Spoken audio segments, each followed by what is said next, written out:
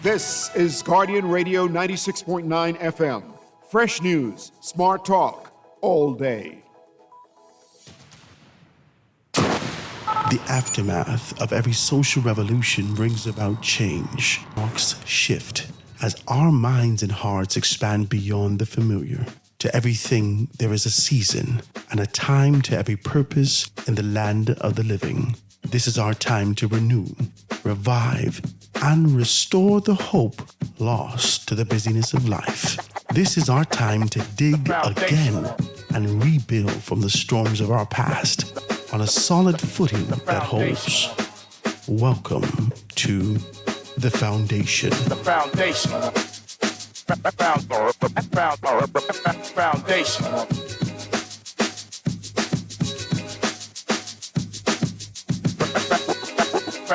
Foundation. Good afternoon. Welcome to The Foundation. Today being hosted by Ambassador Devin Rowe.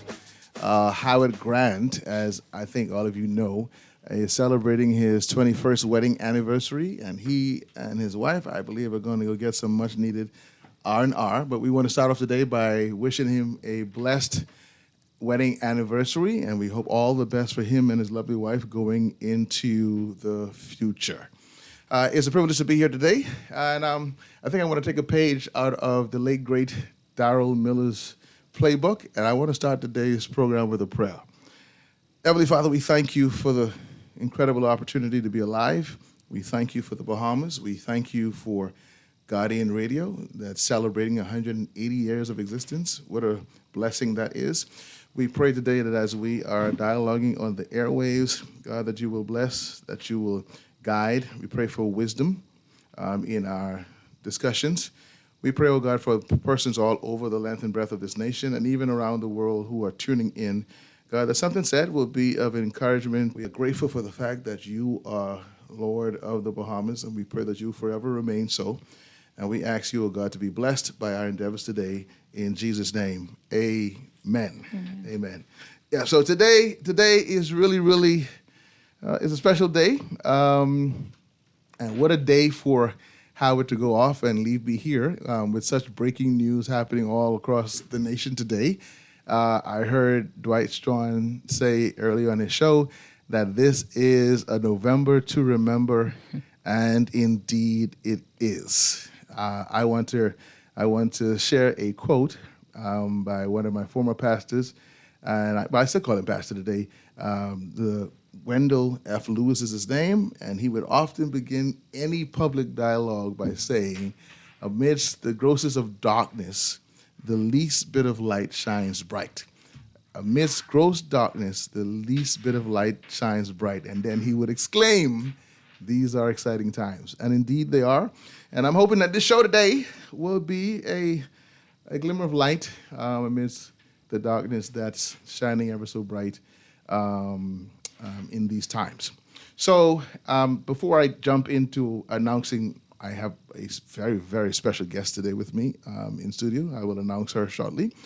But I want to continue to encourage our nation to be very prayerful for all of the persons in our country who has lost loved ones, especially those who have lost loved ones this year, this month, by way of the filthy hands of murder. It's not easy. For many of us who have not been affected by it, it's just a sound bite. It's just a news. We get excited in the moment. But those people, those families, they have to live with that missing person not being there in their lives. That the bedroom is now empty. The seat in the car is empty. And I think sometimes we can become so desensitized because it's happening so much. So I call our nation to stay in prayer for the family of young Adriel Moxie. Stay in prayer for the family of Miss Venetia Butler, and all others. I'm just calling their names because they're most recent and they were very gruesome. And we continue to pray that God will keep the hearts and minds of those families during this time. All right, so Howard has permitted me today. He said, Devin, you go ahead and talk about whatever you want to talk about. You can talk about your event.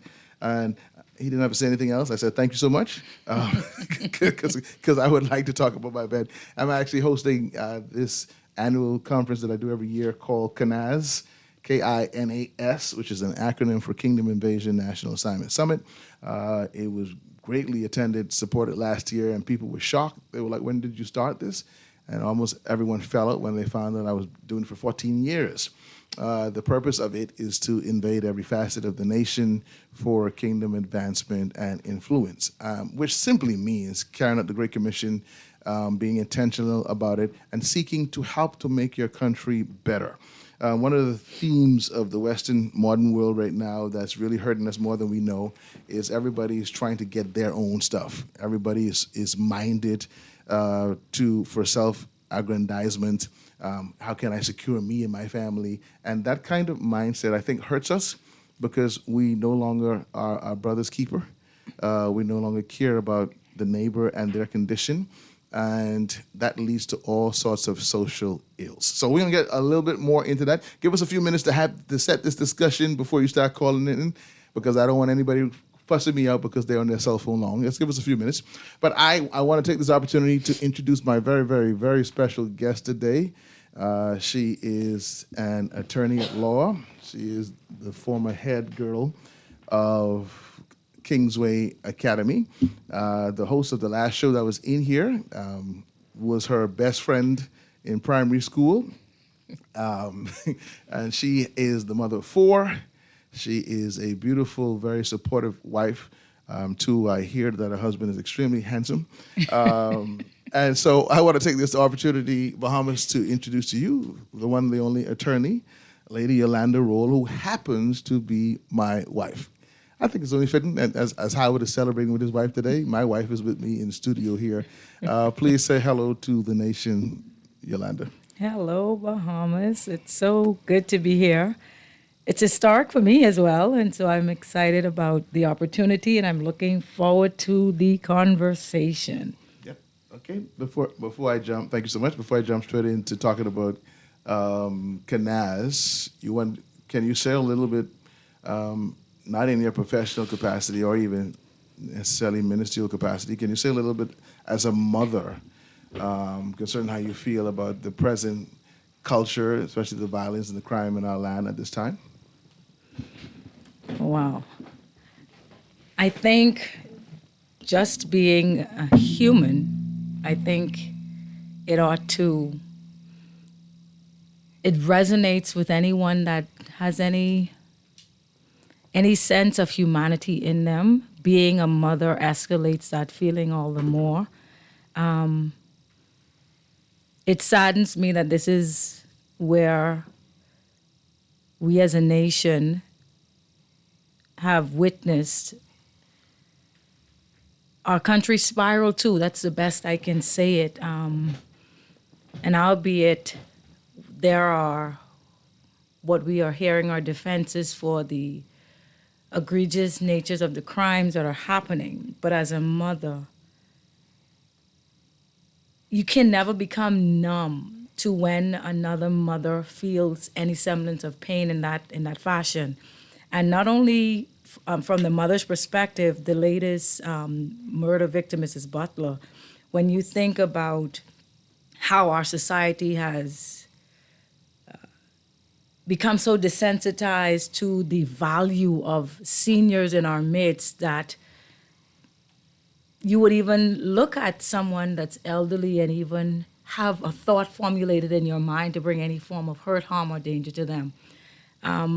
But I'm comforted in this fact, and even though in the natural, I have a lot of reactions and a lot of responses, I said to a group of young ladies yesterday, the Bible tells us that except the Lord watches the house, those that watch it in their own strength, they watch it, the watchman watch it in vain, and except he builds it, the laborer labors in vain.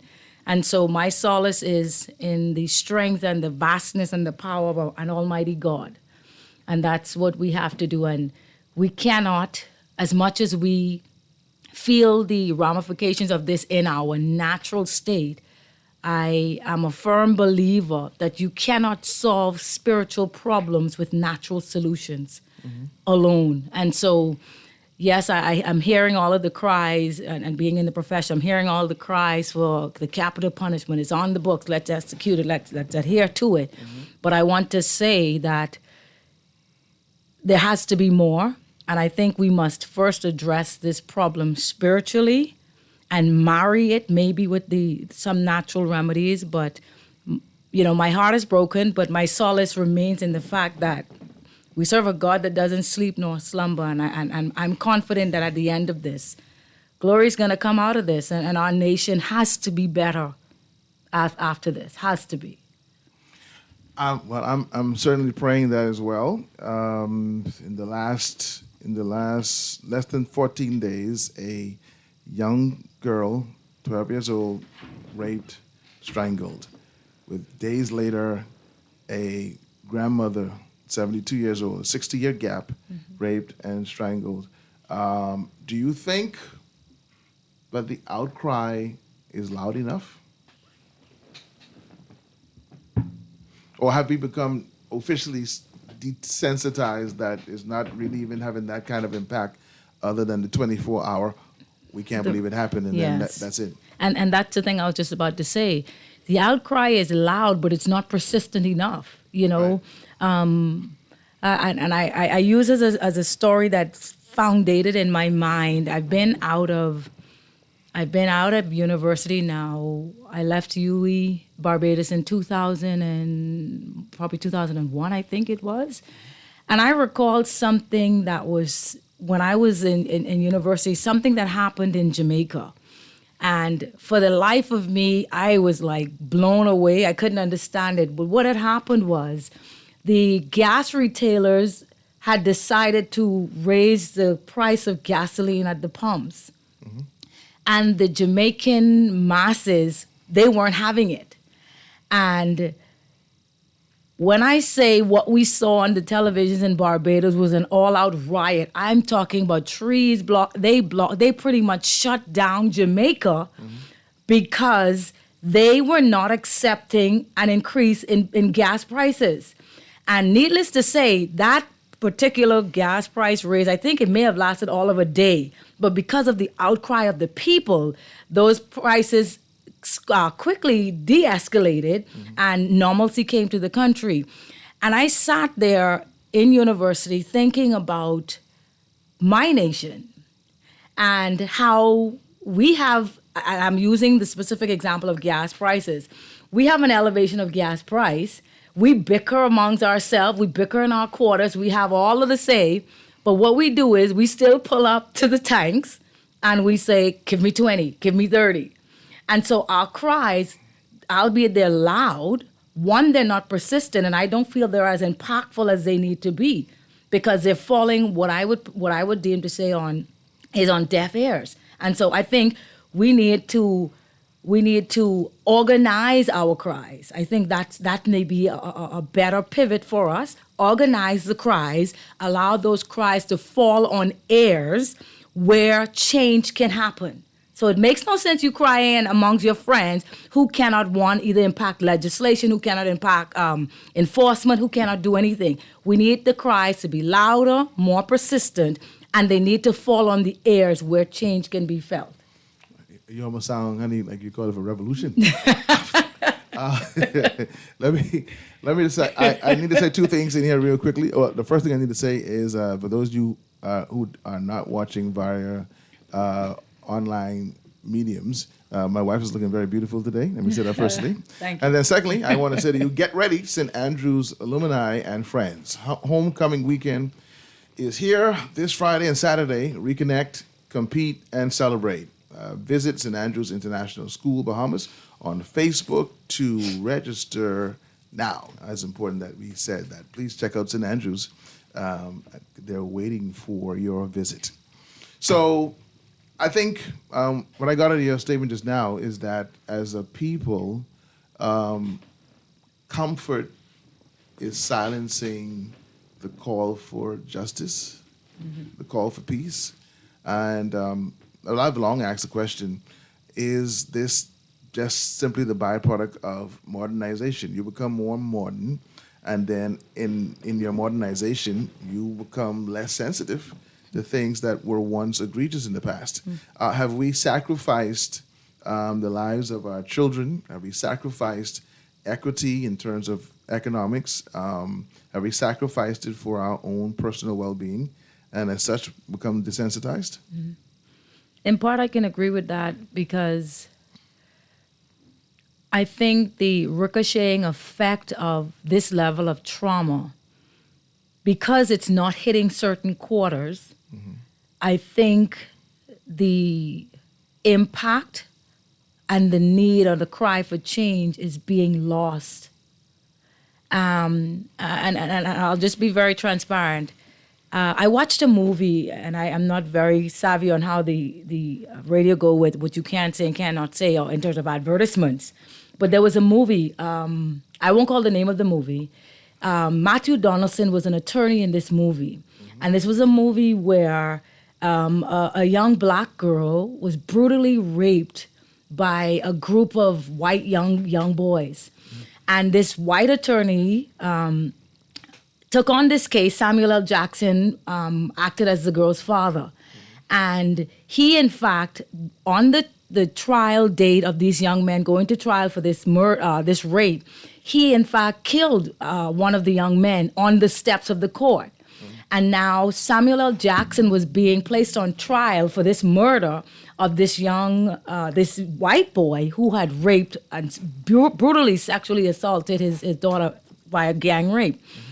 And the kicker for me in that movie was this: in his closing arguments, the white attorney, he painted this gruesome imagery in the minds of the jury. You know, he started to talk about the horrendous act of the brutality of the rape, all of this sort of things happening. And his last line to the jury as he stared them all dare in the face was, "Now I want you to imagine that the girl that I just described was a white girl." There was a big gasp in the room because now it appeared that it now registered and became relevant, the heinousness of the crime, albeit seeming nonsensical to the jury at that time, looking at this black man who killed this white man. When he now flipped the script, touch what they felt was there to them, their whole perception now changed. And in fact, that attorney won that case, Samuel L. Jackson, based on the movie. He got acquitted of the murder charges, all because that attorney now said, let me walk from over the hill. Let me walk from Gladstone Road. Let me walk from Mason's Addition. Now let me walk Old Fort Bay. Let me walk Lightfoot Key. Let me walk in these places. And let's imagine that the terror or the sound and the effects of this heinous crime crept in where it doesn't normally show its face. What will then be the response of our communities then? And my thing is, I don't feel we need to wait for that to happen. We need to look at it all as everyone is equally as important. Every life is just as precious. Every crime, as heinous as it is, ought to be treated the same way, regardless of the who is who's and the what's what. Yeah. And I think for us, the desensitization and the numbness, sadly to say, it's because it's not affecting certain quarters. And I think that's a challenge that we face in our country. So it's like you're saying, we become a society of selective justice. And that's dangerous because absolutely, after a specified period of time, people going to start to notice certain themes. Absolutely. And they're like, hold on, justice is not blind, it seems. And so we have to go and do our own justice, which is something that we do not want to have continue in our country. Yes. Vigilante justice is what they call it. And it's hurting us more than we realize. It is. If November wasn't as tragic as it needed to be already, in our Guardian front page today, everybody's probably heard it by now, indicted, Bahamians charged as U.S. indictment unsealed, accused in mass drug operations. I'm just reading the headline, and I'm told, after listening to several of the reports, that guns are involved as well. Earlier this year, Cat Williams was interviewed on Club Shay Shay by Shannon, and Cat sounded like he was in prophetic order, Lady Roll, where he announced in the middle of his interview that this is the year of exposure. My Lord. I kind of said that from December last year, but I'm not as popular as Cat, so it didn't go viral. And Not in those quarters. No, not in those quarters. That show had, I think, almost 100 million views to date or more. And it's seeming to be true. Everything is being overturned and things are being exposed. The shock factor is that a lot of people didn't know in masses that certain things were happening, but the truth is they've been happening a long time. Yeah. We're in the age of social media, and now I heard Candia Dames, I think it was yesterday or earlier this week, saying how oftentimes by the time the official print media gets to a story, is almost old news. Yeah. And so they've had to alter in their approach to how they carry about the news because social media is carried very quickly. This level of negativity, I want to go back to my quote from Pastor Lewis, who you know very well as well, that amidst the gross darkness, the least bit of light shines light. And I think this is an hour where we need to start intentionally pushing more positive news. Yes. I've said for years that whatever is exalted will be reproduced. So as we want to shift and talk a little bit about Kenaz, we've been doing this now for 14 years, and it's inspired by the statement of Christ in Matthew 28. And I think it's important because I think it's the mission statement for the church throughout the ages. He says in verse 18, all power in heaven and earth is given unto me. And then he gives a directive. So he lets them know, his disciples, that I have finished my part. I have defeated death, hell, and the grave. So officially, the authority is in my hands. Then he gives an instruction: go ye therefore and disciple. And I've been through Kenaz seeking to bring a highlighter on that same part there: go ye therefore and disciple. The next part, your nation, the nations of the earth, teaching them to observe whatsoever things that I've instructed. We're going to talk about this. The music for the break is on. We're going to jump into this a little more right after this break. Stay tuned. We're going to accept calls in a little while. King is at it again with the new Pepperoni Bacon King. This big and meaty sandwich has pepperoni, bacon, and more pepperoni piled on that 100% flame-grilled beef patty you love. The only way to make the Pepperoni Bacon King tastier was to add chipotle mayo, barbecue sauce, cheese, lettuce, and tomato, and serve it on a soft potato bun. So when you want a better burger, check out the Pepperoni Bacon King or try the new crispy chicken Pepperoni Bacon King. But get yours now because they're only here for a limited time and only at Burger King Nassau. Transform your home for less at Kelly's House and Homes Holiday Paint Sale, Friday, November 1st through Tuesday, December 24th. Enjoy 25% off house and spray paints plus 20% off paint supplies, excluding net items. Our wide selection of paint colors is the perfect way to bring holiday cheer to your home. You'll also find the best selection of brushes, rollers, and pans, glue, ladders, paint thinner, and more.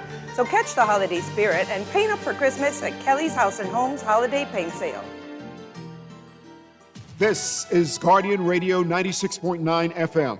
Fresh news, smart talk, all day.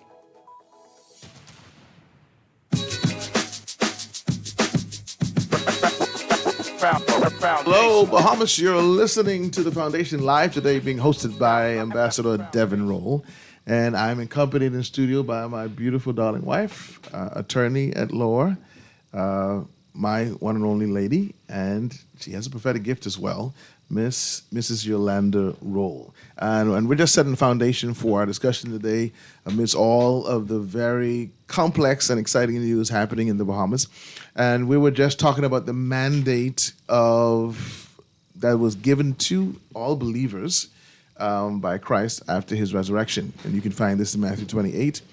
Verse 18. And to those persons who may be listening and you're not of Christian persuasion, if you're in the Bahamas, I think that number is probably very, very small, because even though church attendance has significantly decreased over the last maybe 2 decades, most Bahamians still identify with believing in God, believing that He sent His Son, and the idea of the Christian principles. Many are frustrated with some of the things that are being happening in the church, some of the things that's in the media, and so they have opted to stay home. And the pandemic certainly did not help that whole posturing. But I believe the average Bahamian still identifies with the Christian faith. And we're not disregarding those who don't, because a part of Christianity is the idea of liberalism and free will. You don't have to believe. But as a preacher, I must tell you, even though you don't have to believe, you don't control the consequences of your decision. That's so important to always highlight. So we were talking about the fact that Christ not only tells them that He has all power, but He also says that I have a mission for you. And the mission I have for you is to disciple the nation where you're planted. And that's whether it's the Bahamas, Africa, Haiti, China, Australia, Canada, wherever you are. If you are a follower of Christ and His principles, you have a duty to do your best to advance it in your nation. Now, people might say, well, but I'm not in government. I'm not an MP. I'm not rich. I don't know the who's who. That's okay. Start right where you are. I think it's a Chinese proverb that says the journey of 1,000 miles begins with a single step. And I think, too, when you think about that, the idea of teaching the nation the principles that Christ has taught us, the principles lend towards a civil society. The principles lend towards a productive nation. The principles lend towards a loving nation where you care for one another, where you forgive one another, where you seek to help those who are disenfranchised. So I can't see anybody examining the principles of Christ and saying this is bad for any country. Mahatma Gandhi, let me say this to Christians who don't know this story, we missed a great opportunity. Mahatma Gandhi, coming up in abject poverty in India, wanted to find a way out of that circumstance and goes and studies different things, and then he comes into the Christian faith. He goes to a church, I'm told, and has a horrible experience. They don't treat him well. And then he comes and later makes this statement, I love this guy, this Jesus guy. I love his principles, but his representatives, I don't love so much. What that was bad representation. And what happens is so often we take for granted the small things. I'm saying that in regards to how your Christianity can affect your nation, or your belief system can affect your nation, by not being duplicitous, not being hypocritical, and living the things that you say you believe. If you believe in loving your brother and your sister, then you should demonstrate that at home. If you believe in the tenets of forgiveness and kindness, which is part of the fruit of the Spirit, you should demonstrate that at home. You should demonstrate that in your neighborhood. You shouldn't splash the person while you drive past them in the rain and not say sorry. Little things, if we do that, you'll be amazed of how it has such a ricochet effect in impacting the big things in our country. So this is what Kenaz has been designed to do, and we're hoping, even as we launch it tonight, Wednesday at KDC, that persons will come and be encouraged to make their faith real in their everyday circumstances. What do you think about that, Lady Roll? Kenaz is a call to a sleeping church. Very good. It's a call to a sleeping church. The scripture says, "Wake, awake, thou those that sleep in Zion." God has told us in His word, that the kingdoms of this world are is a progressive verb.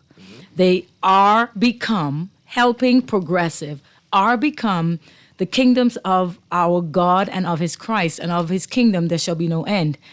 And the only way that the kingdoms of this world become the kingdoms of our God is if the kingdom representers or representers go in and invade the cultural mountains. For too long, we have bought into the lie that says, separate the church and state. Church, you stay where you are, shout, fall on the ground, spit up, spin around, get your boo, get your car, get your whatever else they given out. But when it comes to governmental affairs and guiding and structuring the nations, you must stay out of this. And that is totally anti-Christ, because the biggest thing that our big brother Yeshua when he came to this earth, the Roman government feared that they were going to be taken over. This place. And it was not the church, it was the governmental structure of that day that had the greatest fear of this birth, of this baby, of this young man that grew into be what we call the king of the Jews. And so in our country, in the world at large, we who are the church that's asleep and comfortable and complacent that James talks about when he says, when you slept, certain men crept in unawares. Mm-hmm. We are talking in Kanaz to that church that has fallen asleep. Mm-hmm. And what we're saying is to shake yourself, gather your faculties, Igairo, and wake up into the things of God and go in and invade the cultural mountains. Mm-hmm. One of the reasons that I went into law was because everybody said, oh, you Christian, oh, once you go into law, you ain't gonna be no more Christian. You know, all your lawyers are liars and all that kind of stuff. You know, that's what was being, it's still said to this day. Yeah. And I said, but God, I love you. I want to represent you.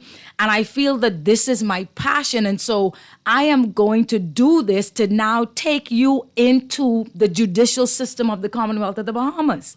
And so we who have these gifts and these talents in the church, we need prime ministers to be raised out of the church. We need politicians. We need bankers. We need those in the top echelons of law enforcement, of every sphere of life. The 7 cultural mountains are ours for the taking. Mm-hmm. And we have to mobilize ourselves to go and take these cultural mountains. This world is not impressed with our shout anymore. Right.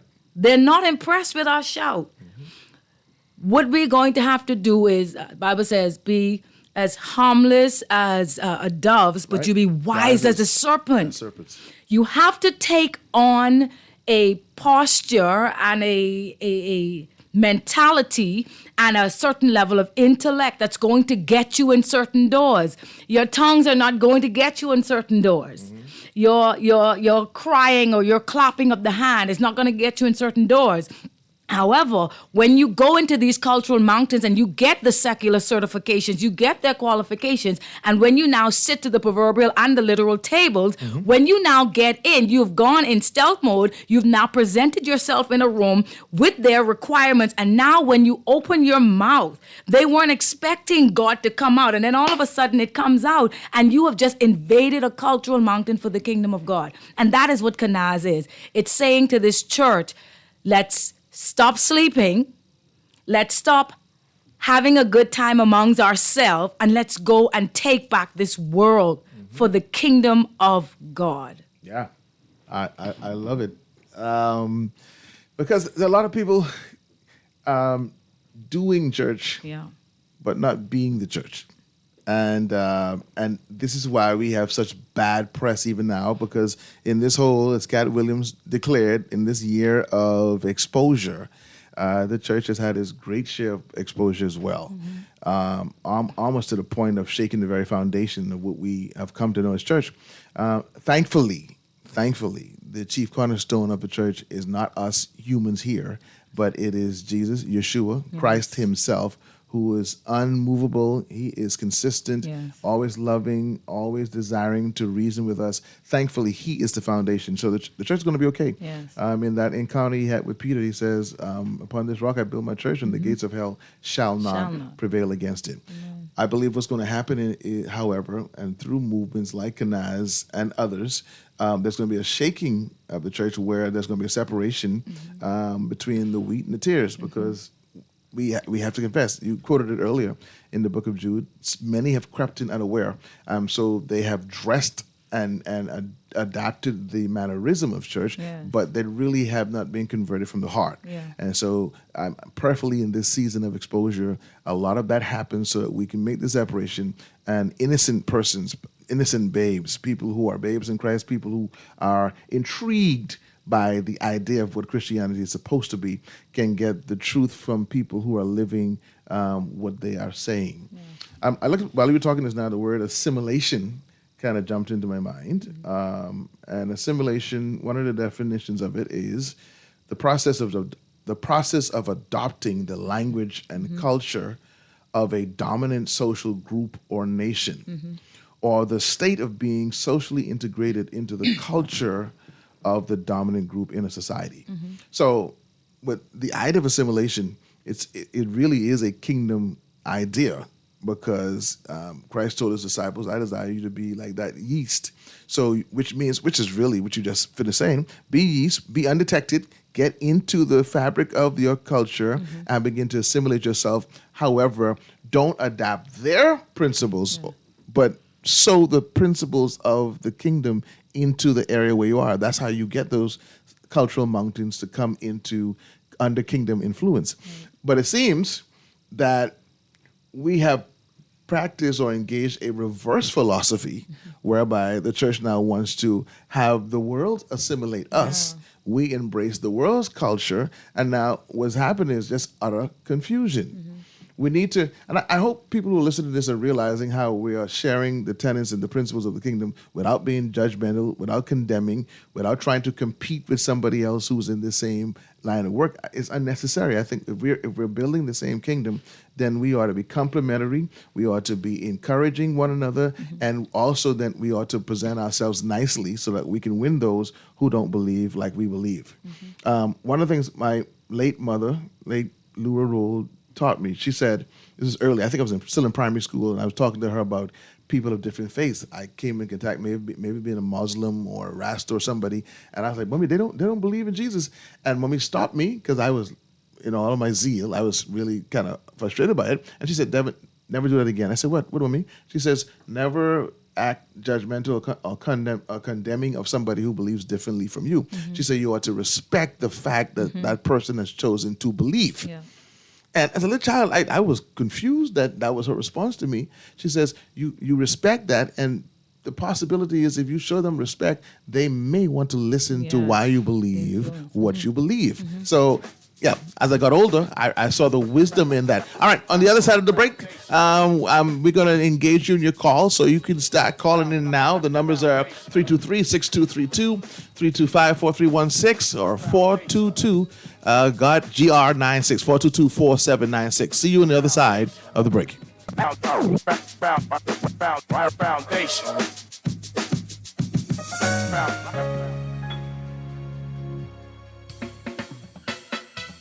Do you have uncontrollable debt? Are you ready to make that move to Fidelity for a stress-free future?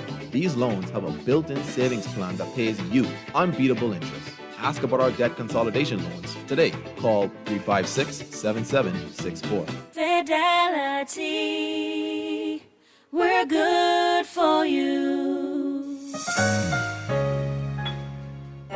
Standard Services on Shirley Street, your everything Christmas store, has the perfect gifts just for you. Now until December 24th, you can get 5 to 50% off everything in store, plus 20% off Christmas lights, 25% off artificial Christmas trees, Christmas decorations, and all toys. Standard Services, just around the block with everything in stock. They have everything you need to keep everyone happy this Christmas season. Get the perfect gifts, plus 5 to 50% off everything at Standard Services on Shirley Street, your everything Christmas store. Open Sunday, December 22nd. This is Guardian Radio, your station for up-to-the-minute news and intelligent, interactive, and engaging conversations. 96.9 FM.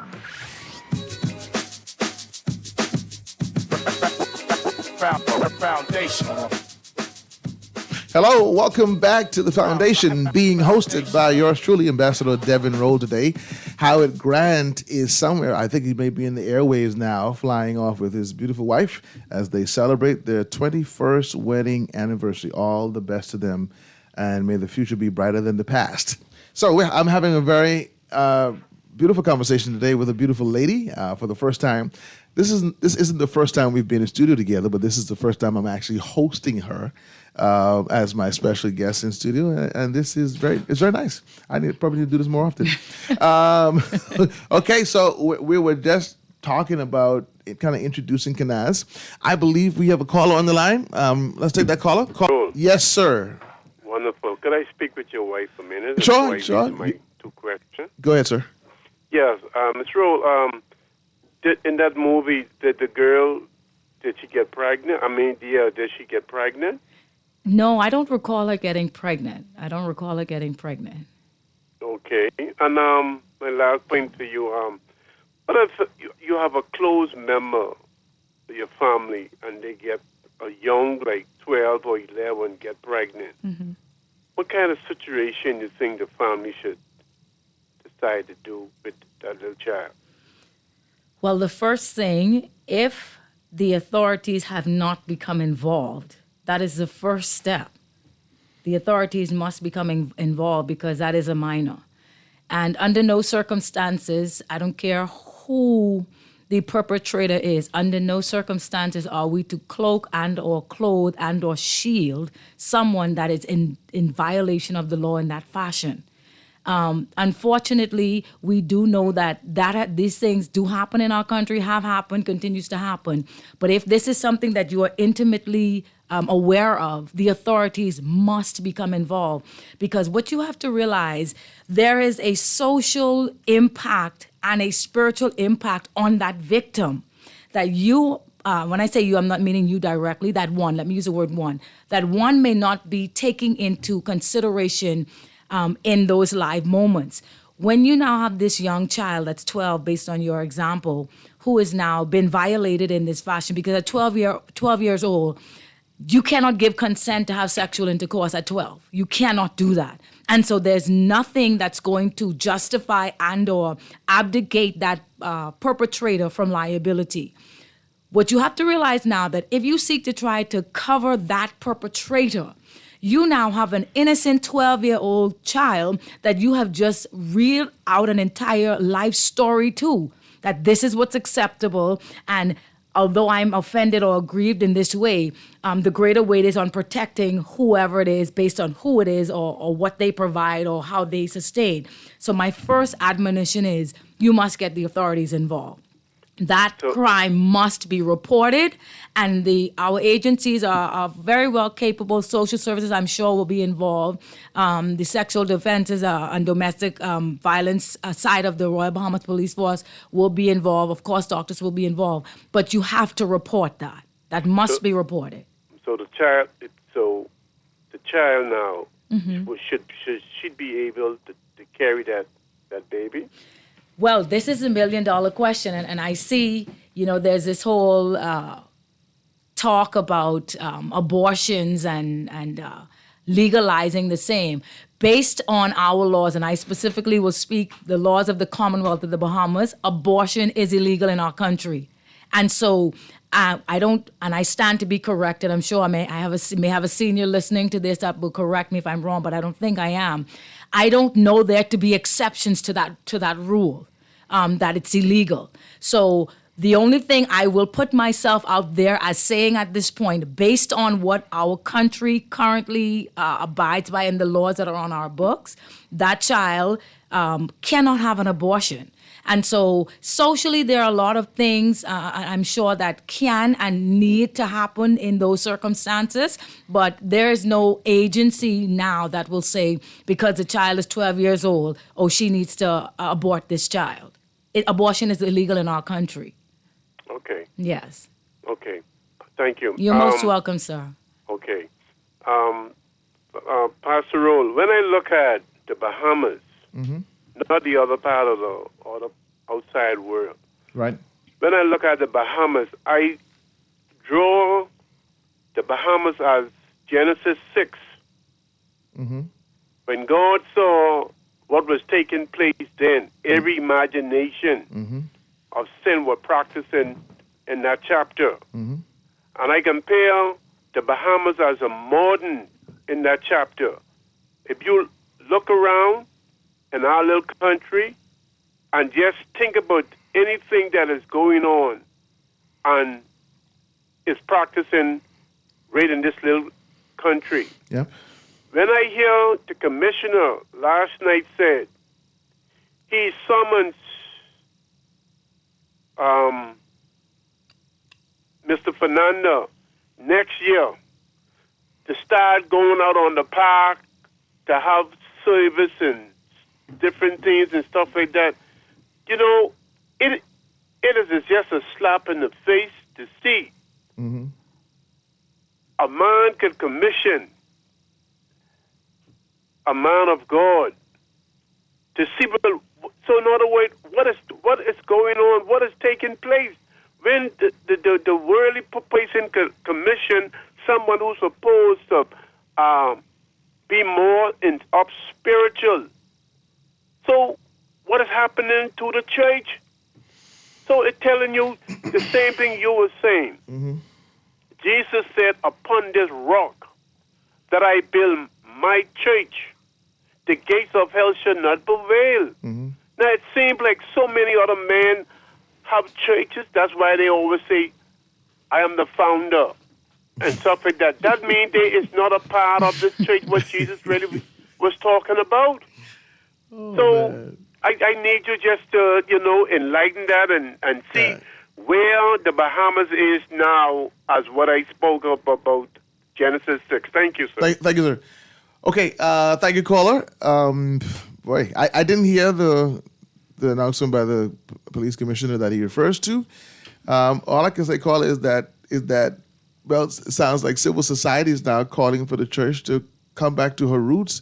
And they're realizing, this may be an indication that they're realizing that what the church was doing in mass was having a positive effect, which was street meetings, going out there, doing the outreaches. And there are many churches, including my own. We live in the land of outreach and those efforts, who are doing it. But we've had this back and forth. My wife started the show talking about the fact that people believe that there should be a separation between state and church. And I think there's been such a bad job of interpreting the idea of that. The idea really is that the state and church work together. The church, the earth is the Lord's and the fullness thereof. The church is the agency of Christ, which means we are the gatekeepers of morality, and we are your ticket back to glory. Not necessarily that you come through us like that, but we preach the gospel, we preach the truth of God's word, which gets you your pass back to heaven. So the church is very important and is a gatekeeper for things being equitable, things being righteous within a nation. So they're supposed to work together. But the modern church in many quarters have walked away from a lot of the traditional activities of the church, the mission work, the street meeting. I saw two ladies, by the way, 2 weeks ago, before the tragedy of Adriel's passing, two ladies were on the corner of Kemp Road and Cooper's Terrace. They were there 2 mornings back to back. And they were preaching strong. And the young children, as they walked by, one of them preached. And the next lady gave her tracts. And I thought it was so powerful, I stopped just to give some encouragement to them. I agree. In the army clothes, don't forget that part. I'm sorry. Yeah, they were in camouflage. They were in army clothes doing battle for the Lord. And ironically, I never told my wife this part, but there was some men across the world saying some very negative things. And I was so disappointed that they didn't see the wisdom in these ladies preaching the gospel back on the street. So we think that spirituality is backward in some of quarters, but that was the thing that made us the people who we were. I think we have a call on the line. Do we? No, they're gone. So, all right. So we want to talk about. We decided to talk about the fact of that it's not advantageous to a believer to have the posture of condemning other brothers and sisters in faith, or even having the spirit of competition. The church has been charged with that in many spaces. Is counterproductive to our goal. Let's say a little bit about that. Carl, I see you on the line. We'll come to you in just a second. The Word of God tells us, any kingdom divided against itself cannot stand. And I think we, the representative ecclesia of God, the institutional church, we've become, and I learned this word while I was in university, my Guyanese friends would say it, we've become mommy guide. Bahamians would say fooled. We've become mommy guide by the battle strategy of the enemy, which is to divide and conquer. If we have, I don't know, I seem to be preaching a lot of movies today. There was another movie, it was a music movie, a drum kind of musical. And there was this particular drummer, he was like a drum major, and he was, his name actually was Devin, in fact, his name was Devin. Yeah. And Devin was suffered to say he was a beast at playing the drums. And he went to this particular university, and he was trying to get on the All-Star band. And Devin went down, and of course he is beating, and he is totally ignoring the synergy and the chorus of the band that he's supposed to be complimenting. And the senior guys who were up in their cars in the distance judging whether this person would make the team or not, Devin was sort of, I guess he was blown out of the water as to why he did not make the team, despite how good he was. And the catchphrase, I hear the sound, the catchphrase from that movie was, one band, one sound. Yeah. I remember it well. Caller, we see you on the line. Please don't hang up. We'll come back to you just after the break. We go to the break. The foundation.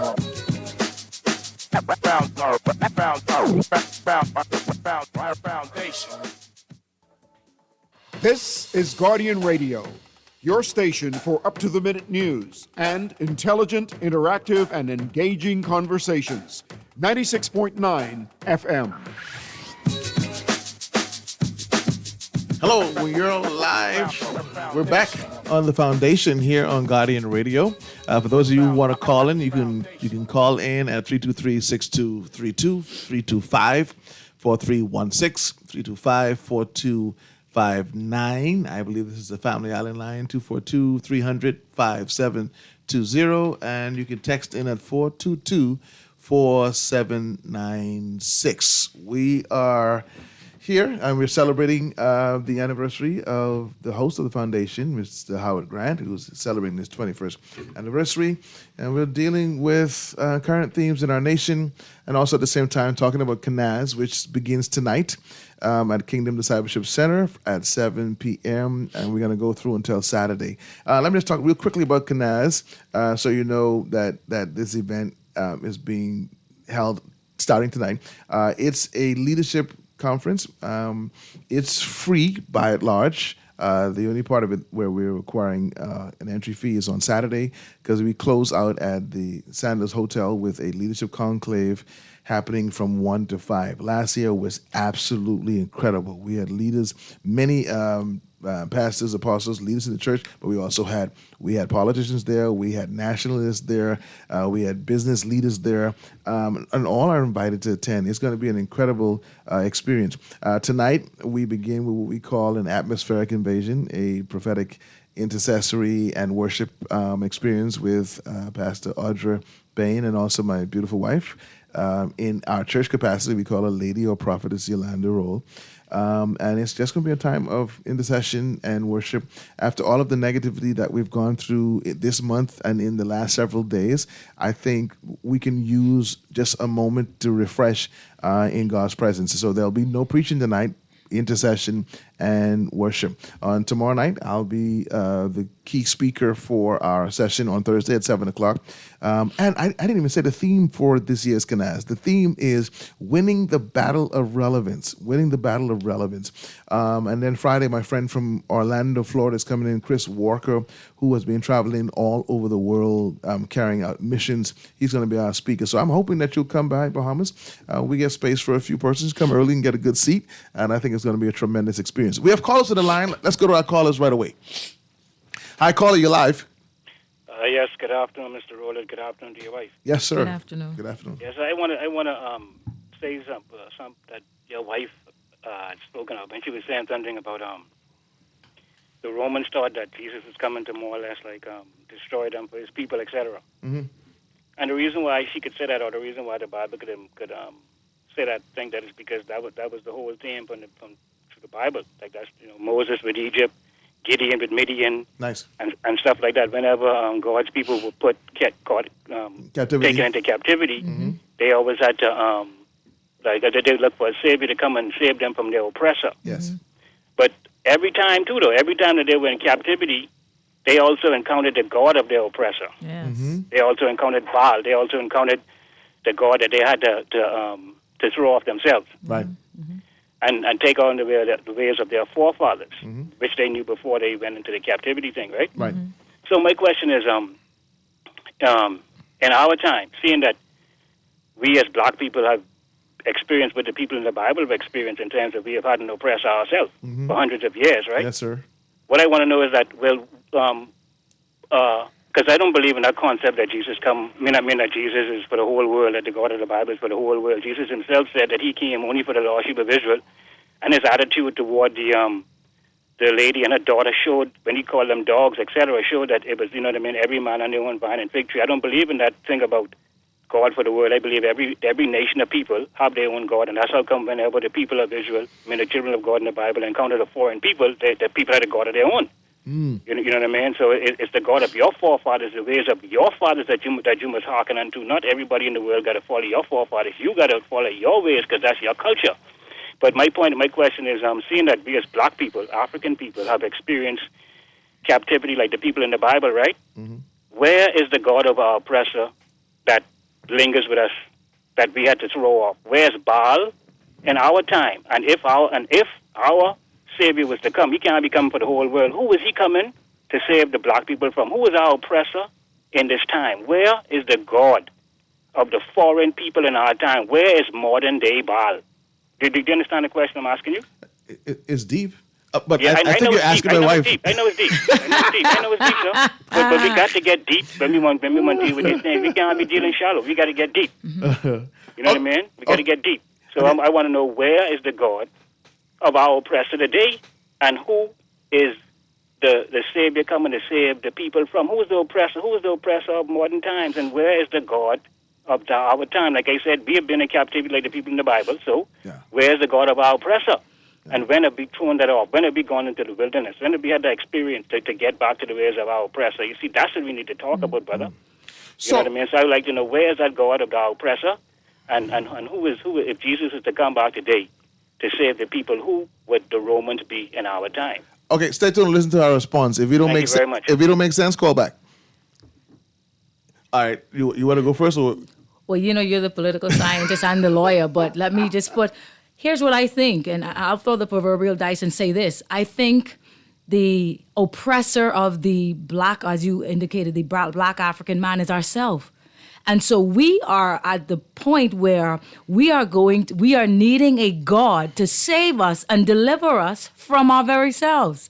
We have imprisoned ourselves with our own ideology, our own doctrines, our own mentalities, our own intoxication with getting over the traumas and the pains of our past. And there's a scripture in the Bible two, I'll refer you to. One, it says, God says, when the hearts of the people turn towards God, he said, only then will I give you the leaders that are true to my heart, that will free you from the oppression that I think is being self-inflicted. And two, you ask about who is God coming to deliver us from. There's I think it's Chronicles, you can correct me if I'm wrong. He says, if my people, 2 Chronicles 7, who are called by my name, will humble themselves, turn from their wicked ways, seek my face, then I will send the responses that they're praying for. But I outlined that to show you the chronology. At no point in the deliverance process is God speaking to someone outside of us. And so I feel that we are our biggest enemies. We are oppressing ourselves, and we are fighting a proverbial ghost, believing that it's real. But I think we just need deliverance from the mind. That's my view. But the political scientist and the attorney will give you the correct answer. From my theological side on this point, before my theological colleagues come after me after the show. So, sir, I must say to you, when you say who our Savior is coming back for, he's coming back for his believers throughout the world. Yeah. We got to be careful about the separation philosophy in terms of black, white, or different ethnicities. If John 3:16, everybody knows it. For God so loved the world that he gave his only begotten son, that whosoever, black, white, rich, poor, believeth in him should not perish but have everlasting life. Then it goes on to say, for God sent not his son into the world to condemn the world, but that the world through him might be saved. I think that's pretty clear that he's coming for all. But Baal, that's probably another show we talk more about Baal, but Baal is really a counterfeit God and ideology. So anything that tries to contaminate what God has created and his purposes, you can ascribe that to the spirit of Baal. All right, we have more callers on the line. Caller, you are live. Hey, good afternoon. How you doing, Ambassador? Hey, this sounds like Anton. How you doing, sir? Yes, it is. And is that Mrs. Roll in there with you? That is Mrs. Roll. I think Howard gonna say I'm jealous that he gone on vacation with his wife, so I brought my wife today. Thank you. Anyway, good afternoon, Mrs. Roll. Good How are you? afternoon, sir. Okay, I'm tuning into the conversation, and good afternoon to the nation. I want to know if I can speak to the matter relating to the headline in The Guardian. Okay, go ahead, Antoine. I listened to the Prime Minister, Mm-hmm. Prime Minister, the Honorable Philip Davis, in Right. the House of Assembly this morning. Mm-hmm. I listened to his minister who spoke before him. Mhm. And then I listened to the opposition who made one hell of an attempt to try and get on the record. Right. Why you laughing about No, go ahead, Mike. Go ahead. He had some procedural missteps, but he made a valiant attempt. Absolutely. I thought there was a missed opportunity, if I'm speaking honestly, to allow for the government side, the entire government side, not just the government of the day, but the opposition who also makes up the government, to join in or to find some middle ground on a way forward Mhm. where both hands are joined together in maturity Mhm. for the advancement and good of our country, the stabilization of democracy in our country, and for the rule of law in our country to be demonstrated locally and internationally right now in Parliament this morning. I thought we missed our opportunity to do that. I listened to the PM, and the PM gave the indication when he spoke initially that he has no issue at all Mhm. as the Prime Minister with the leader of the opposition making comments. He simply seeks to correct him on what the procedures are and what they allow for. But over and above that, he stated very clearly in his communication that he had no issue with the leader of the opposition making comments to the matter of national concern. Clearly, the House Speaker took charge, and as they say, there goes the story. Okay. Thanks for weighing in, Antoine. I know, Unfortunately, Ambassador. I'm not hanging up on you yet. I was okay. just saying, unfortunately, I didn't even hear it because I was performing a destination wedding, and my wife was speaking at a school. So, because I'm well open to engaging in that, but I can't really participate because I didn't hear his presentation. Understood. Now, what I really called in to speak to is the whole matter of how it's unraveling. Okay. In my spirit, I sought to speak up as I'm being led in my spirit to.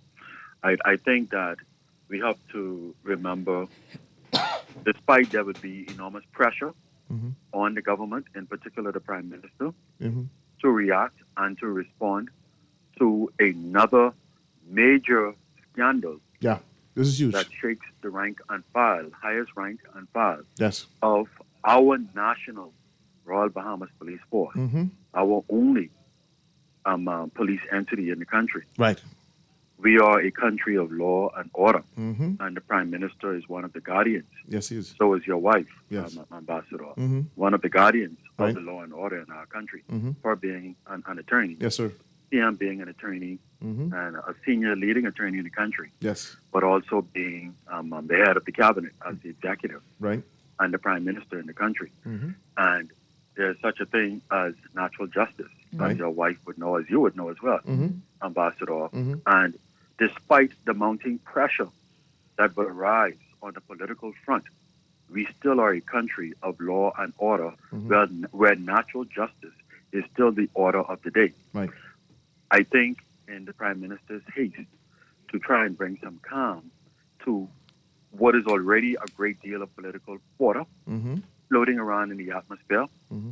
which clearly will be toyed with, perhaps even from the opposition leader's side of the fence, which would be most regrettable, I must add. The Prime Minister, I would encourage the Prime Minister to still hold forth and hold steadfast in the fact that we are a country of law and order and not get caught up in the political gamesmanship that will be played, and allow for natural justice to take place as the Prime Minister deals with each matter on its own merit.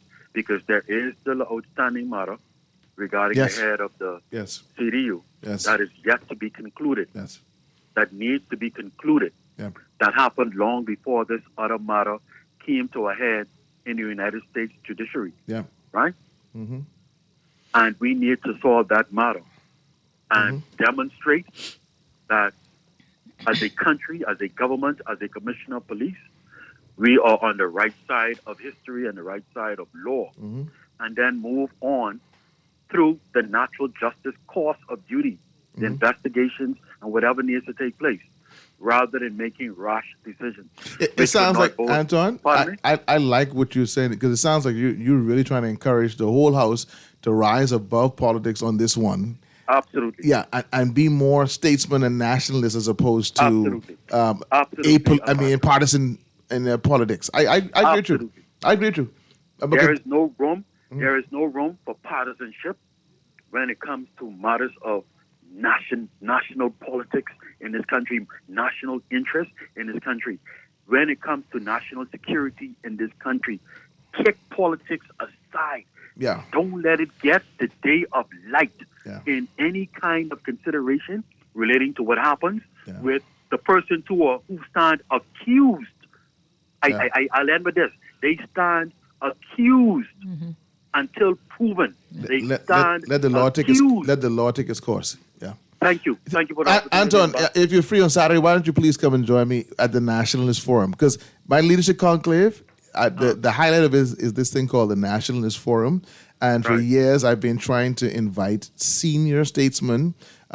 A lot of them turned me down over and over. And I said, we need to have a forum and a space where we talk about the nation's advancement beyond political separation. And sadly, we don't have that many people who at the higher echelon who want to embrace that kind of mindset. But if this country can go forward, there has to be spaces and times where we put the colors aside and we speak for the better good of the country. What's the time for your event? It's going to be 1 to 5 on Saturday at Sanders Ballroom. And honestly, a lot of it is going to be in the form of a town hall setting because I want the whole room to engage in the discussion. Let me say while you're on the phone, I'm going to say the two topics that we'll be dealing with primarily. One is a national priority, the restoration of fathers in every facet of the society. And then secondly, we're going to talk about the state of the inner city. Is it economics or ethics? Oh, Ambassador. Yes, sir. Ambassador. Mm-hmm. Ambassador. Go ahead. You just reminded me of something that's so critical that I wanted to make a comment on, even though I participated on the show. I didn't have enough time to say. Can you say it quickly? That's part of what I really wanted to say. Yeah, because the lines are full. Real quick.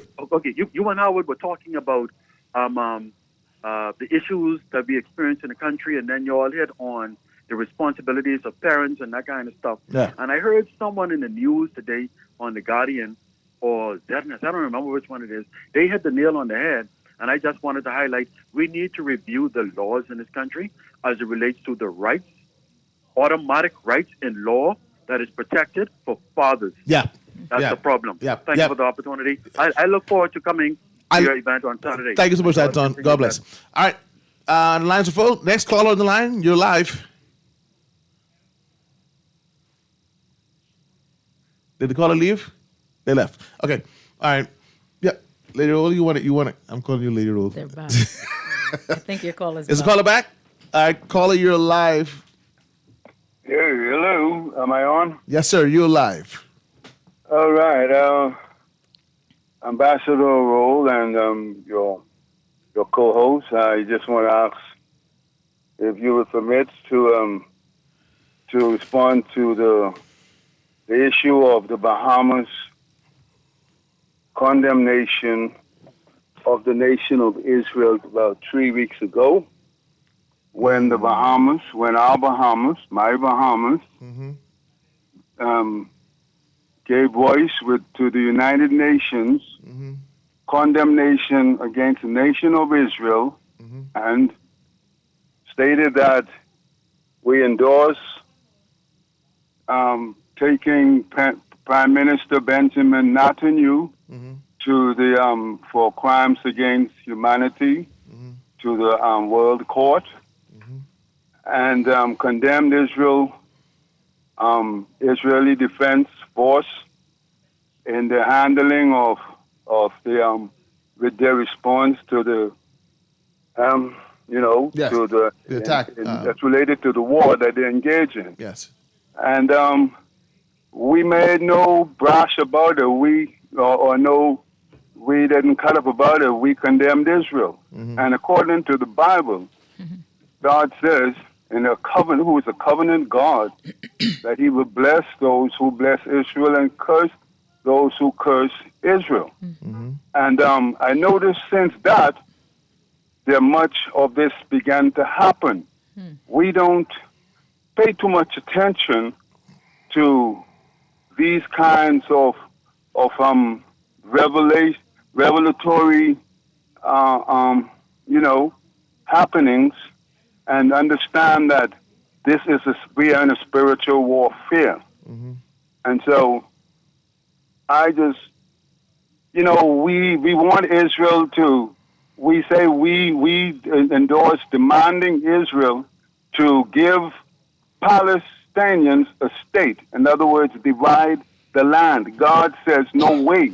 Right. God says that's not supposed to happen. But anyway, you respond. You are a man of God, and I'm sure you're qualified. Somebody needs to speak to our nation. Let us know we were wrong, according to God, the Almighty, who owned the land, that we were wrong. Thank you, sir. Thank you, sir. So, yes, I didn't hear the actual statement of the Prime Minister regarding that, but I heard that it was done. This situation with Israel right now is very, very, very complex. The attack from Hamas that happened October 7th, that's a little over a year ago, was very egregious.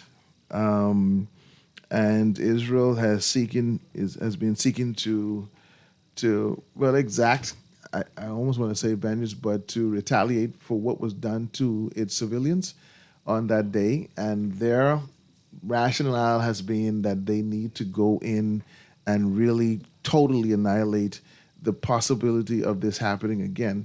The world was very supportive by and large at first, and now they're feeling that Netanyahu has gone too long. The way world politics has been over the last 5 years in particular, there's so many narratives that are being given in mainstream medias around the world that have later been discovered to be untruth or half-truths. And so it's kind of really difficult to weigh in on the right or wrong at this particular point. I think the world needs to get together and intervene and see if they can really strongly demand peace and then bring those leaders to the table to really work this out in a non-partisan kind of way. But the spiritual factor to which you stand to, I'd like more time to really weigh in on that. I would even want to pray about that. But I understand where you're coming from very significantly, that if you side against Israel, then you attract possibly the wrath of God because of what he says. Now, the reason I want to pray about that is because that statement that God makes about in terms of supporting Israel substantively does not mean that Israel does not make mistakes or does things wrong or has the ability to do things wrong. It's saying really that there is a covenant between God and Israel that we ought to honor, and we ought to always pray for the peace of Israel. And I'll rest that right there until I get more information and pray about it. But I appreciate your call and what you weighed in and said. You want to weigh in there, or we can go to the next caller? No, we can go to the next. All right, let's call you live. Hi, good afternoon. Yes, sir. With all due respect, the previous caller, I think he's mixing up a few things on who Israel is. Okay, you want to take it deeper? Go ahead. And the world's approach to Israel, because he's speaking from a biblical text. Right. If you know your history, those persons who are there now were planted there in 1948. Mm-hmm. Okay? Yeah. Because Israel was scattered. Right. Okay? Mm-hmm. And many of them still gone back to the land yet. Right. Those persons they're Zionists. Okay? So I recommend him to do his history on who the Zionists are. Okay? And you said something also that if they were true Israel, right? Mm-hmm. Just because they're true Israel, you don't support them in everything they do. Right. If they're wrong, they're wrong. If they're wrong, they're wrong. Yeah. Okay? But he is coming from he is so left because the persons there now is not the true Israel. They're Zionists planted there in 1948. Okay? Okay, but I think we need to do a whole show on that. Because, I think so. Because the history behind that is pretty deep. Yes, sir. Okay. Thank you, All right, have a good day. Okay, you're listening to Guardian Radio, and for those who want to weigh into the conversation, the numbers are 323-6232, 325-4316, 325-4259. Our text line is available 422-4796. We've been talking about current issues in our country, and we're also talking about KNAS, the Leadership Conference, starting tonight at 7 p.m. at Kingdom Discipleship Center, which is located in the Honda Plaza on Rosetta Street. And our overall theme for this year's KNAS is winning the battle of relevance, which I think is so timely. Are the principles of Christ, is the church itself, are we waging a good war at this time, or are we losing in the battle of relevance to our time and to our culture? I see there's another caller on the line. Caller, you are live. Hello, are you there, caller? Caller's left. All right, I think we can jump in a little more in talking about what persons can expect to experience tonight. I hear the music playing, but I'm encouraging you, if you are available, join us. It's free, and it's going to be a very rewarding experience at the KNAS Encounter. Back after the break. The foundation. Tired of digging through mountains of paper? It's time to go digital with Blue Marlin Archives. Secure your documents for the future with eco-friendly, cutting-edge digitization services, proudly serving the Bahamas. Access your files securely anytime, anywhere. Clear out the clutter and preserve what's important, whether it's for schools, businesses, or personal use. Blue Marlin Archives has custom solutions just for you. For a limited time only, enjoy 15% off digitization services. Contact us now on WhatsApp at 1242-821-5004. Blue Marlin Archives, securing your documents for the future. Tired of banks forcing you to use technology to bank the way they want you to? Your convenience is important. So no matter what your banking needs, Commonwealth Bank's friendly staff are always available in branch for that personal one-on-one service. But when you choose technology, our online and mobile banking app offers you state-of-the-art functionality. The choice is yours. Commonwealth Bank. Bank the way you want. Craving an authentic calzone? Well, make the right choice at Marco's Pizza. Our signature calzones feature our handmade dough, stuffed with toppings, our fresh 3-cheese blend, served with a side of pizza sauce. For a limited time, order 2. That's right, 2 of our 2-topping calzones. And 1-liter Coke for only $15. Restrictions apply. Customize your calzones right now at marcospizzabahamas.com. Now closing at 11:30 p.m. on Fridays and Saturdays.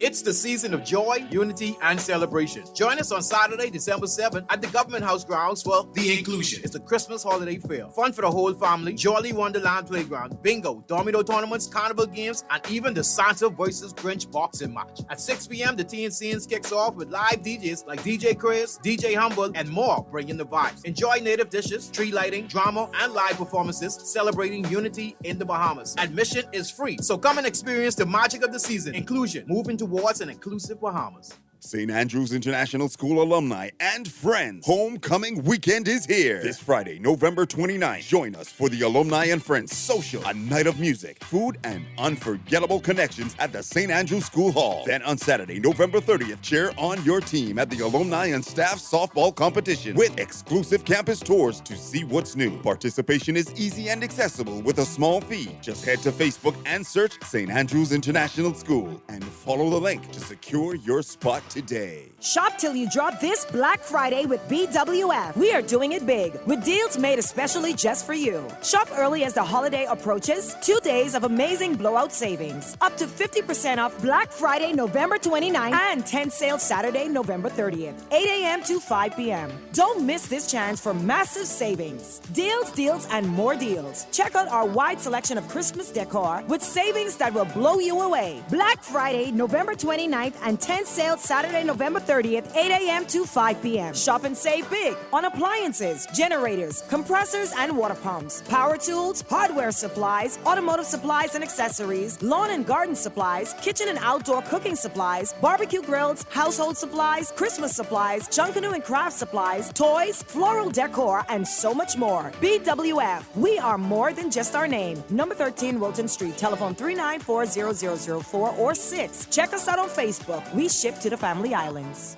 This Black Friday, get ready for unbelievable savings at Connaught Bahamas for 2 days only. It's a 40% off Black Friday sale, November 24th and 25th. Top quality products, cabinetry, granite, tiles, windows, vinyl flooring, and so much more. Connaught Bahamas is 40% off Black Friday sale. 2 days only, November 24th and 25th. Nassau, Freeport, Abaco, and Eleuthera. Sale opening hours, 8 a.m. to 6 p.m. Don't you miss out. This is Guardian Radio, your station for up-to-the-minute news and intelligent, interactive, and engaging conversations. 96.9 FM.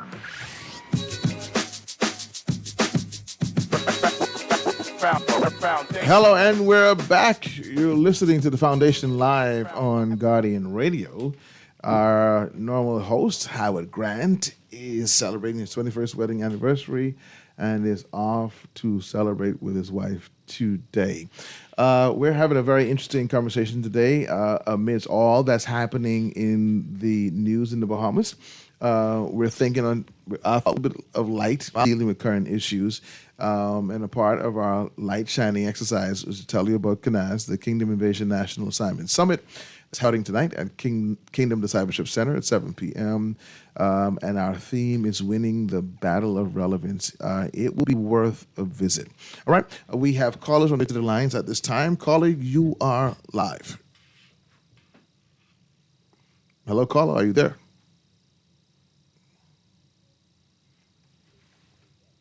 I think we lost that caller.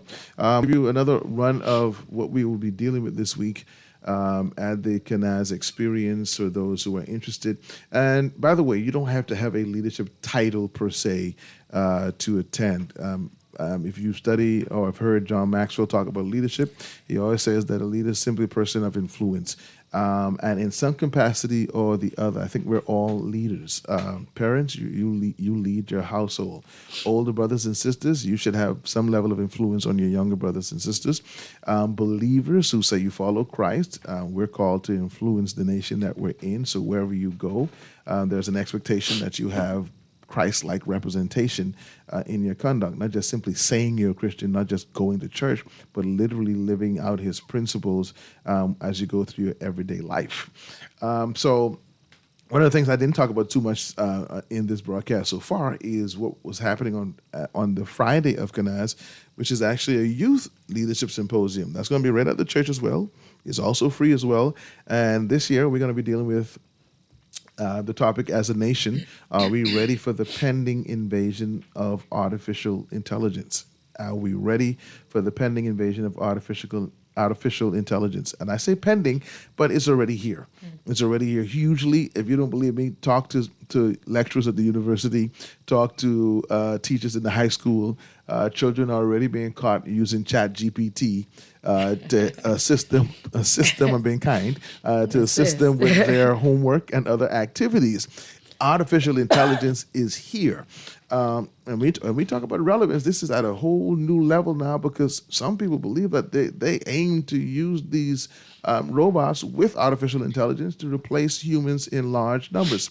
The takeover of technology has been at play for a long time. I studied political science in the late 90s, and my lecturers were telling us to get ready for it from then. They were talking about the impact of technology in the banking system, replacing the human, different types of technology at the service stations, at the stores. There are stores in parts of Europe now where there are no humans. You go in there with your card, you pick up what you want, you check out with your credit card, and you walk out the store. No human interaction as well. And if you're like me, you're already frustrated because you're calling people for services locally and internationally, and you're getting a machine, an answering machine system, or some interactive technological answering service, and you don't talk to a human the whole time. And so always invasion. We're calling on persons from UB, from a few high schools, from some of our youth parliamentary representatives are going to be there. We're going to allow the young people to lead in this session, and that happens this Friday, starting at 10 o'clock, right at Kingdom Discipleship Center, and the public is invited to attend. I think that engagement is going to be very, very powerful. All right, I think we do have a caller on the line. We do? All right, caller, you're live. Hi, caller. Yes, I just. Yeah, I'm trying to find the thing to turn down the radio. Okay. How are you? I'm doing well. How are you? How are you? I'm doing good today. How are you? Mrs. Rose. Yes. How are you? I'm well. How are you? Very well, thanks. So good to hear your voice. Now, This voice sounds Ambassador, familiar. Please pardon my ignorance, but is CANAS an acronym for what? It's an acronym for Kingdom Invasion National Can you Assignment speak a little Summit. louder, please? It's an acronym for Kingdom Invasion National Assignment Summit. Oh. So anyway, you know that is beyond me. I'll explain it real quickly. So there's a scripture that talks about the kingdoms of this earth becoming the kingdoms of our God. And when it talks about kingdoms, it talks about systems, for example, education, entertainment, business, family. These are considered systems. And so when we say kingdom invasion, we're talking about how Christ in Matthew 28 tells the church, if you're going to be followers of me, I need you to go into the kingdoms or the nations of the earth on the principles that I've taught you. That's all it's saying. Okay, that I understand that. Okay, good. But can you imagine if we have trouble associating with each other, socializing, and the rest of it? And you talk about going into stores where there are no human beings. It's Right. just seemingly an empty store, very impersonal, and the rest of it. Mm-hmm. Could you imagine what that will do for this little Bahamas? We are in trouble now because without AI robots in place, we are already not speaking to each other.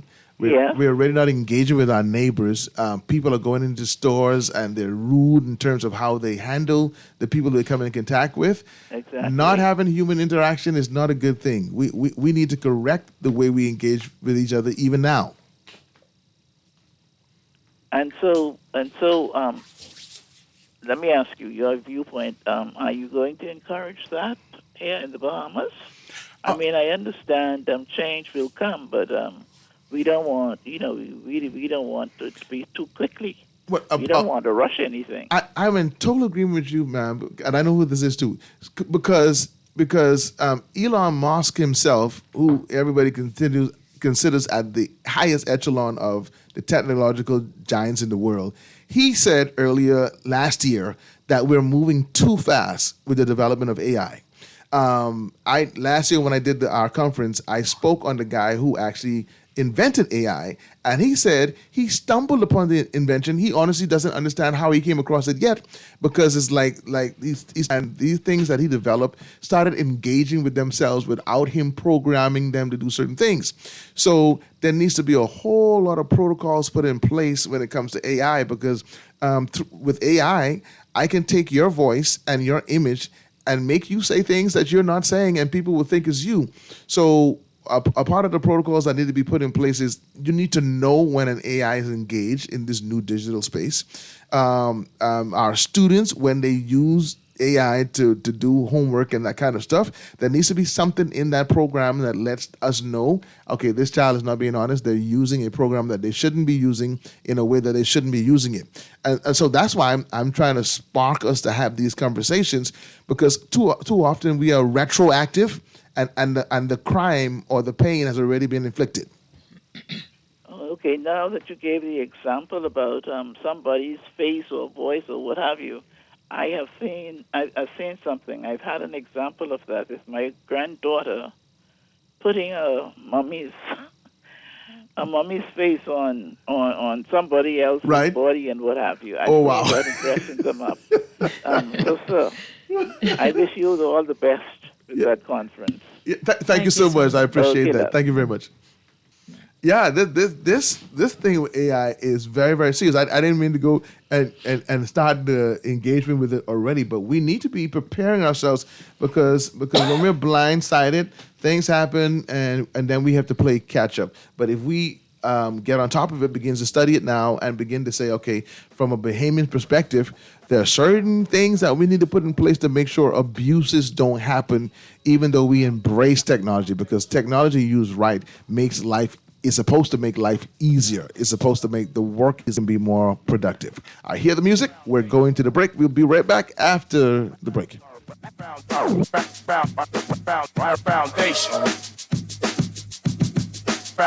Foundation.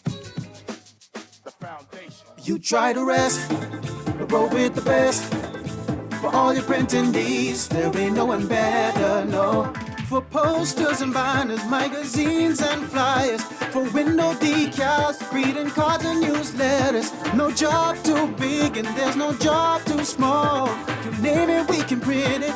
Just give us a call. Let Print Masters bring your masterpiece to life. Located in the Nassau Guardian Building, telephone 302-2361. Great news! Ron's Electric Motors' new location on Cowpen Road, right next to Island Luck, is open Saturdays and Sundays. So for those needing repairs on electric motors, generators, welding machines, water pumps, battery chargers, electric lifts, transformers, and power tools, Ron's Cowpen Road location can have you up and running on weekends. Don't forget, you can still visit Ron's Electric Motors on Wolf Road and Claridge Road, and now Ron's new location on Cowpen Road. Dial 356-0249 or 323-5267. The Grand Bahama News is available every Tuesday in the Nassau Guardian. You can buy your local paper at Freeport Convenience Stores, Western Bakery, DeGregory's Fine Foods, and Bellevue Gifts. Now is the time to reach your in print and digital. Call GB News Sales Representative Kavandre at 822-6717 or message him on WhatsApp for ad rates. Classified ads are now available every Tuesday as well. Keep up with everything Grand Bahamian every Tuesday in the Nassau Guardian.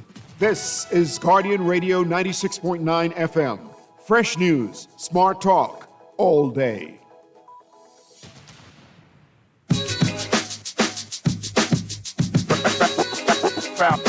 Welcome back to the Foundation here on Guardian Radio. We're on the last stretch of the show. I am privileged to have my lovely wife with me in studio. She is an attorney at law. She's a very industrial, entrepreneurial kind of person, always working very, very hard, not just in her professional capacity, but also at home. I try to slow it down, but it doesn't make sense. And so I said, I'll rest while you work hard. But I'm so happy to have Yolanda Roll in studio with us today. And if you want to call in this last segment, our numbers are 323-6232, 325-4316, 325-4259. And our text lines, which I should look at, is 422-4796. You're welcome to call in. The November to Remember, we're living it live here in the Bahamas. A lot of it pretty tragic. A lot of it being canvassed under the prophetic words that have been given by many persons, even persons who are not known to be in the church per se. Cat Williams being number one of them, saying that this is the year of exposure. Everything is going to be overturned and stuff is going to come out into the public. And we've been seeing that happen more often than we would like. And I guess many persons are probably asking the question, what's the end game for all of this that's happening? And in light of the fact, I talked about this, I think 1 or 2 Sundays ago. I said that, do you know, the principle of exposure is written there in the Word of God. where he says, I think it's in Luke, is it Luke? Where it says that whatever is done in secret shall be made manifest. It's going to come out in the open.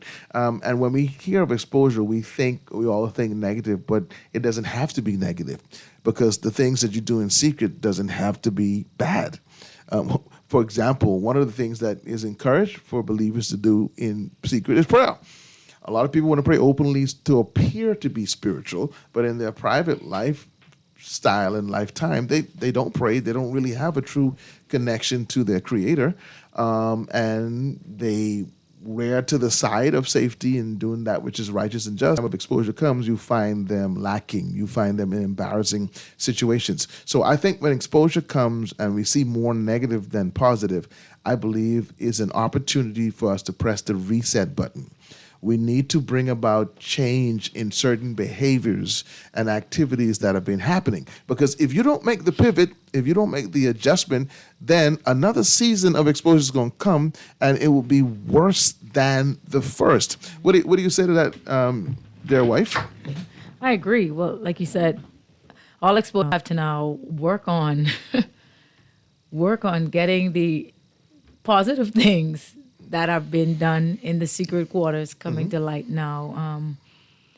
But I think what's happening now is necessary, because it's causing us to get off of this fallacious foundation and platform that we're on, because clearly what's been glittering is not gold. Right.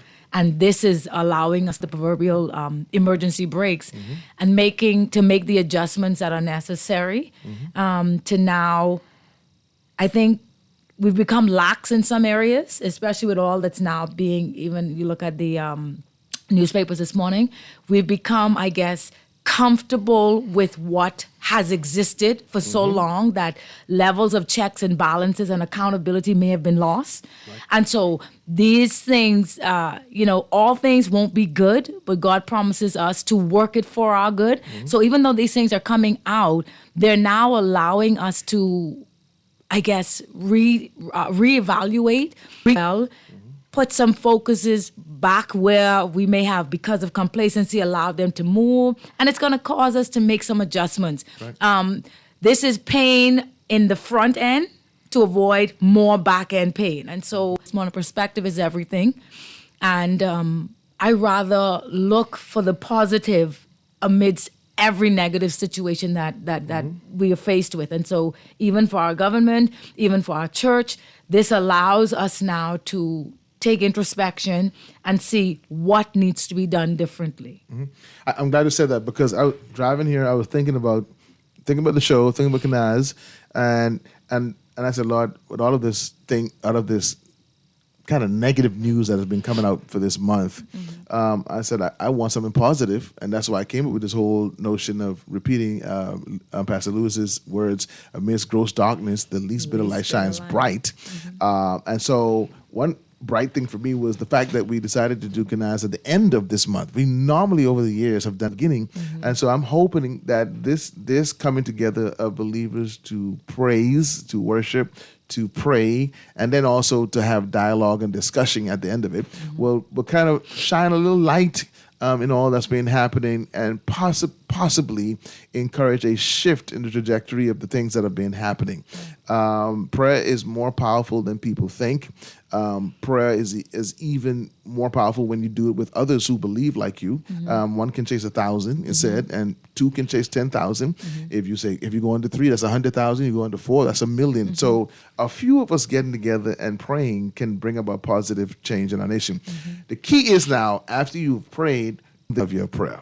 We got to say that, because a lot of people now start to say, "Oh, y'all just praying and ain't doing nothing." No, it works together. Before you do, consult God and ask Him for His blessings and His direction, and then when you move to do, you will have greater success. And this here is a part of winning the battle of relevance. I don't think we want to make faith and spirituality irrelevant in the age that we're in. If we're doing that, then we might as well give the AI computer full reign to take charge of the earth, which many people are already fearing. Because if you create a program, a system that can can work calculations of its own will and volition, that's like a next human being that you're creating.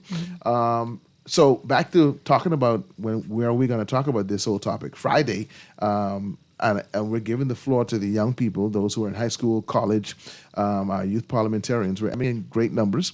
We're going to discuss, is the Bahamas at this time, are we ready for the pending invasion of artificial intelligence? Are we even preparing for it? For example, I cracked this joke here at church one time. I said, I certainly would not want to be operated on by a doctor who used AI to get all of his grades in school. I would not want to be flying in a plane by a pilot who used AI to do his exams. You see how it sounds crazy, right? But we need to consider this, and we need to have conversations of how we can safeguard our nation against falling into the negative possibilities of where the world is going technologically. If you're listening and you want to weigh in, I'm going to throw these numbers out. We got just a couple minutes. We can take one or two more calls. The number is 323-6232 or 325-4316 or 325-4259. And I'm going to look at the text line now. Our text line is 422-4796. I want to encourage somebody out there who's listening to this show today not to lose hope and to think that all is lost. All is not lost. If we choose to shine positively where we are, you never know who you might be impacting.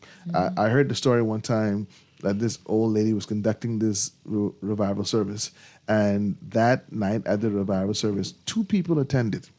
However, one of those 2 persons was actually Billy Graham. And they said that night at the service, Billy Graham knew that this little boy who came to this empty service would transform the world the way he did with the millions of persons who gave their life to Christ. You never know what your one action of positivity would bring about in somebody else's life. We have our final call on the line. Caller, you are live. Yes, good afternoon, Mr. Devin Roll. Yes, sir. How are you? And your wonderful wife. Thank you, sir. Yeah, it sounds so great to hear you. Wow. But to be honest with you, and I'm not trying to flatter, I judge people from the words coming out of their mouth, right? Yes, sir. And your wife is very intelligent. I mean, that's just the way I see it. But I wanted to touch on this. Thank you. You kind of bugged me when you said we embrace technology, right? Right. But, of course, man, you got to help me out with this. That's what I asked you for the last time he was on there. You got to help me with that. It's good to embrace it, but in a way, I'm kind of angry because we are embracing our own enslavement unwittingly, the masses, right? Mm-hmm. You born, I 60, so you can imagine me right now. You see everybody walking with their phone engrossed in their head. Yeah. I mean, and people walking on the road, not even paying attention where they're going, right? So the depiction online is actually coming to fruition. Yeah. And so what I'm saying is, as a man of God, I mean, both you and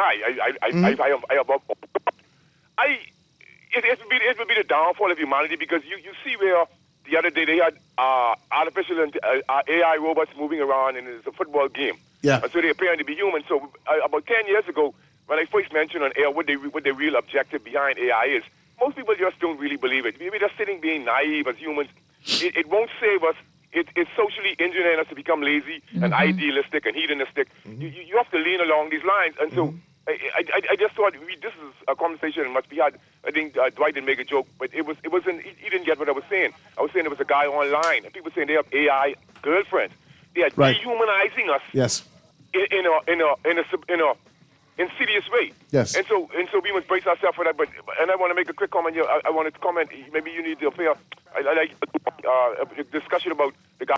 Those people in Israel today don't represent Israel. The miscegenation has taken place. Africa's been under siege for over 2,000 years. The Canaanites were from North Africa and in Asia Minor. And then you have Abraham coming in from Ur, and miscegenation, adulteration. You are Mr. History. So why are you telling me they're Israelites? They're not the Israelites? When I come back, please call back earlier so we can talk some more, man. Thank you so much for calling. We're